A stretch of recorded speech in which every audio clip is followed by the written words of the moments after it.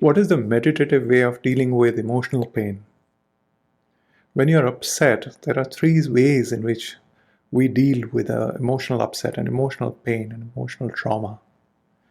The first of those is when we try to understand, attack it with our mind. What happened? Why did it happen? How can I come out of it? What must I do immediately? Now, thinking is useful when we are trying to arrive at understanding or powerful decisions on what to do with life now. But thinking, our mind doesn't know how to heal emotional pains. And also, each of those thoughts that we attack with further thinking explodes into a million other thoughts. So, as if we get caught in the web of thinking about what happened, memories and emotional trauma, there is so much more that one emotion begins to explode into a million different emotions, and we get stuck with it. And this can also be alluring. It's as if the time of a little bit of self pity and a little bit of experiencing that pain. Now, this is useful for a while because every pain has its own journey. And to feel it fully is a part of freeing ourselves from the pain. But when we find that we have spent too much time in it, then this is not the method to heal. You see, our head can help us arrive at powerful decisions, particularly when we are doing it with good methodology and we are doing it mindfully and intentionally. But our head doesn't know how to heal. For this, we must approach pain with our heart. We'll talk about that methodology. That's the third methodology. The second method is to cope. And when we cannot, when we have thought enough and the thinking is too painful, what we start doing is we try to distract ourselves from that pain. It's useful, particularly if the pain is really profound. Say if we have lost a loved one, now that loved one is dear to us, so that pain is extremely troublesome to deal with all at once.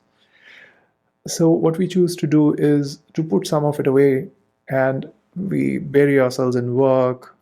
Some people, when they are in emotional pain, they talk a lot.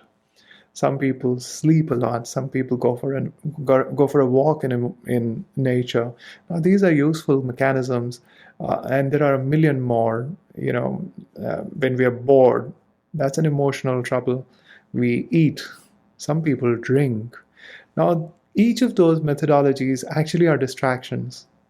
So for now, they may distract you away from that painful meta.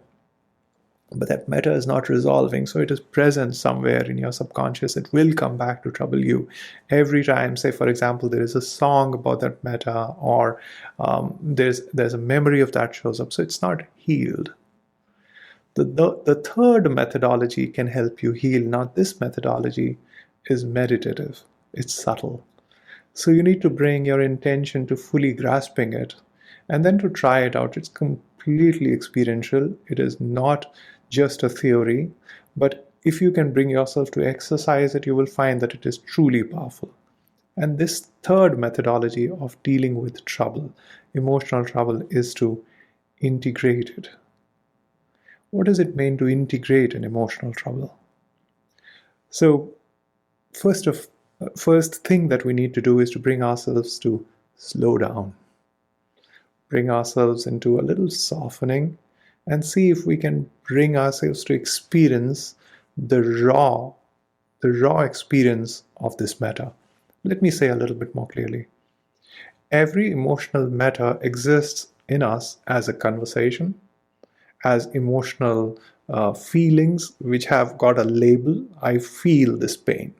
So the pain is called frustration or fear or anxiety or this agony and despair that I feel. These are all names of those feelings.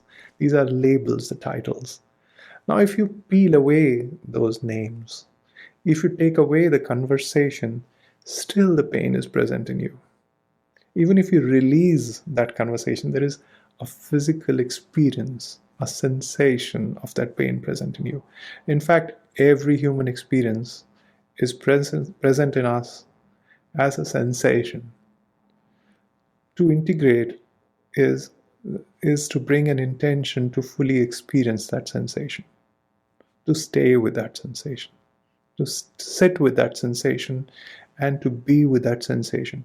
Whatever we can bring ourselves to be with will let us be.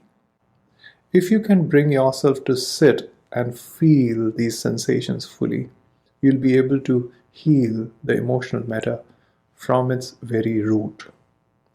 But for that, the organ that we need to approach, the place that we need to go to is our heart. This is not essentially our physical heart, but it's in the location of our physical heart. See if you can begin by slowing down. Allow yourself to become softer, a little more easeful. Use a little bit more spacious breath to bring ease and comfort to your heart. Placing your hand on your heart helps bring comfort into that zone. Bring calm, tranquility to this zone. Settle down into this physical location of your heart. And what you would find is as if a space opens, which is calming, which is tranquil. And in this room, in your heart, invite God if you choose. And invite love. Love for God, love for yourself, just love. Invite into this sacred space peace, love, tranquility in God. See if you can stay in that space till it settles down into a calm and healing space in your heart. And once that room has opened, then invite that topic, that raw topic, that raw feeling, sensation into your heart. Discard the conversations, discard the labels of those pains.